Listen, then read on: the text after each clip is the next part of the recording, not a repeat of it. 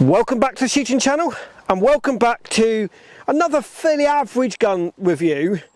And this particular gun is a Winchester Select, and this is what I would call the modern day Winchesters. I know they really they never quite worked, because basically when Browning decided to reinvent the old Winchester 1&1, they brought these guns out and they got them made. Some of them were made in Portugal, some of them were made in Italy. They used to retail at about £1,100 to £1,200, which made in what they were trying to achieve is a cheap run-the-mill Browning, because obviously Browning, Maruku, Winchester, they're all the same family. And they did, when they first came out, they were I thought they were really good guns. For the value for money, they were good guns. They had the typical Browning Inflex recoil pad. This is like the Kickies pad, traditional Kickies pad. They had the height in the comb, pistol grip. They had a adjustable trigger. They had the laser engraving, Winchester Select sporting there, ventilated barrels, ventilated ribs, multi-choke. They came with 5 multi-chokes, selective barrels, and they did sell quite a lot of them. I can remember these when I was younger, and they sold quite a lot of them. As I said, they were about £1,100 to £1,200, sometimes £1,000 depending where you bought them from. This particular one is a sporting rib. They did do a game one as well, but they never took off because they started them, but they couldn't quite get them. When the Turkish manufacturers, the ATAs and the KOFs, and I would say the cheaper Yildits, they could basically produce them cheaper. And the problem is, yes, this was a brand new gun for £1,100, but what happened was the manufacturers came out, the Turkish manufacturers came out, and they were bringing guns out, starter guns out for under £1,000. And I don't think Browning could just quite get the pricing structure right of these guns. Again, if you pick them up now, you can generally pick one of these up from £500 to £700, depending on what state they are. This particular one is not in a bad state at all. It's got a couple of marks on the stock. Yes, it's probably 15, 20 years old, but they just didn't quite work in the price structure they were.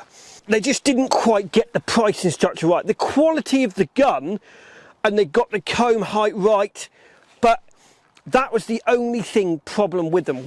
I can remember my father and mother selling quite a lot of them. I can remember Browning selling. So that was in the days of Andrew Young, which was the original MD that Browning knew. And then obviously with this alone, they brought out the Browning Medalist. Comment below, has anyone heard of the Browning Medalist?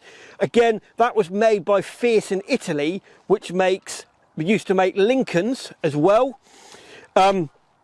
But that's what Browning was trying to achieve, is to get an entry-level gun to retail at around about £1,000, because a 425, 525, 325 gun at the time that these came out was retailing at sort of £1,400–1,500. So it was just that little bit too expensive for the average Joe Blog shooter to go out and shoot. Now what I'm going to do is I'm going to shoot a couple with it, and I'm just going to see what people, I'm going to shoot a couple with it and just see what they shoot. I'd love to hear your comments. Comment below. What do you think of the Winchester Select Sporting? Again, for the price point, I couldn't fault them. They were just that little bit too expensive for other things on the market. So, pull, pull,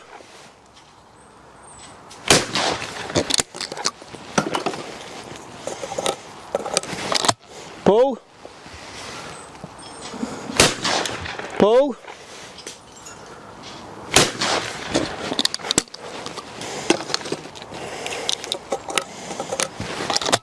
pull, pull,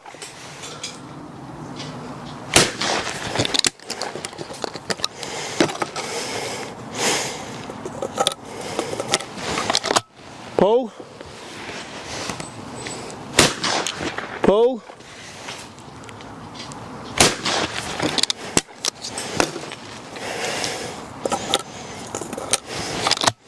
pull, pull,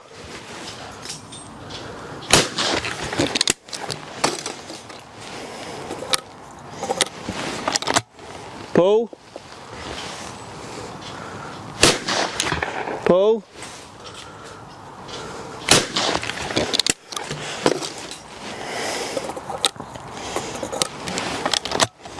pull, pull.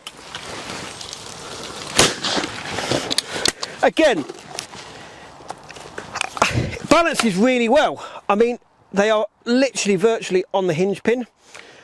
They were slightly lighter than sort of a normal 525, 425, 325, which in a nutshell was quite good. So if you were looking for something slightly lighter, they were slightly lighter.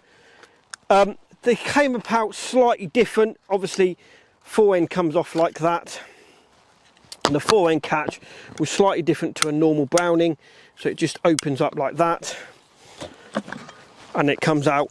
And again, they were a little bit more rounded, quite a shallow action. Recoil wise, didn't really recoil at all. So I actually, if you can find one of these, and I'm going to be honest, you generally, when you find them, they didn't really go wrong either. So everyone used to knock them for the price point, but quality wise, you couldn't knock them. They never went wrong.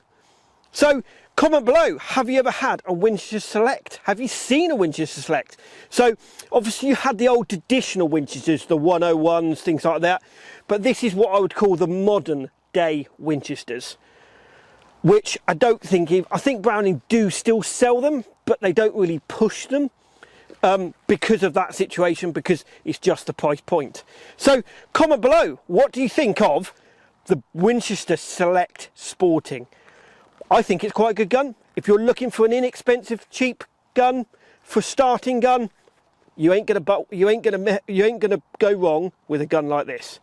I hope you've enjoyed this program. Please like us on Facebook, follow us on Instagram. Please, please, please hit that subscribe button. It really helps us give you content like this and bring you different guns like this to go out and enjoy your sport. Thank you for watching, and we'll see you on the next one.